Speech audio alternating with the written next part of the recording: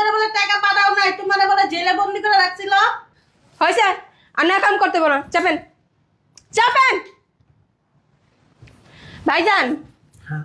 আপনি প্রবাসে গেছেন ঠিক আছে, লাখ লাখ টাকা আমার কাছে দিচ্ছেন, এটাও ঠিক আছে, ওই টাকা আমরা হাতেও পাইছি। কিন্তু আপনি যখন প্রবাসে গেছিলেন ঋণ করে গেছেন না, আমার হাজবেন্ডের থেকে টাকা নিছেন না, এখন কি ঋণ পরিশোধ করতে হবে না?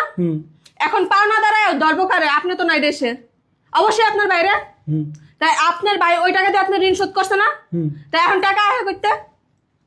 তা তো ঠিক, কিন্তু বৌমা যে টাকা ঋণ করে গেছি আর আমার ছোট ভাইয়ের কাছ থেকে আমি যে টাকা নিছি তার 3 ডবল টাকা আমি পাঠাইছি। এই তো আবার মিথ্যা কথা কইতেছো তুমি। হ্যাঁ পাঠাইছেন ঠিক আছে, আপনার ছেলে মেয়ে খাইছে কই? ও আপনার তো ছেলে নেই, আপনার যে একটা খোদাই খাসি বউ আছে এ খাইছে কই? আপনার মেয়ে খাইছে কই?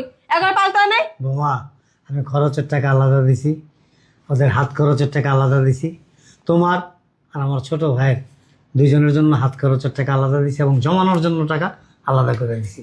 হয়েছে, আপনার না এত কথা শোনার টাইম নেই, আপনার করে পালার মতো সামর্থ্য অঙ্গ নেই, বুঝতে পারছেন?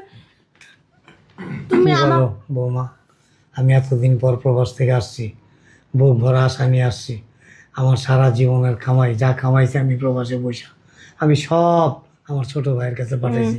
ছোট ভাই মাথা কিনা লইছেন তো। তুমি মাইয়ের লেগে টাকা পাঠাইছিলা?